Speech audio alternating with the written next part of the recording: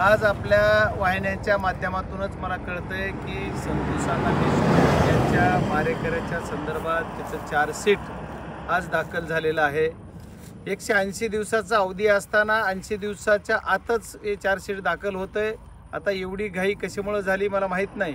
जर फास्ट ट्रॅकवर आम्ही खटला चालवा म्हणतो त्याचा एक भाग म्हणून जर फास्ट ट्रॅकवर चालवण्याच्या दृष्टिकोनातून योग्य असं चार्जशीट दाखल झाला असेल तर आम्ही त्याचं स्वागत करू।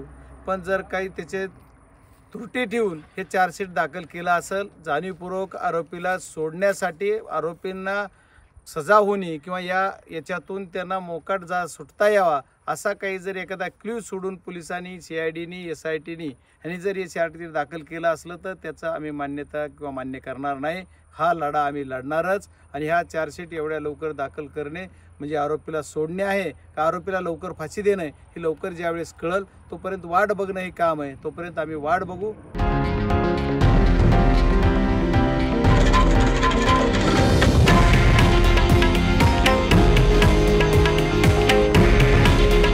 हे आहे देशातील नंबर 1 न्यूज नेटवर्क आणि आपण पाहत आहात TV9 मराठी। काळजी तुमची, हित महाराष्ट्राचं।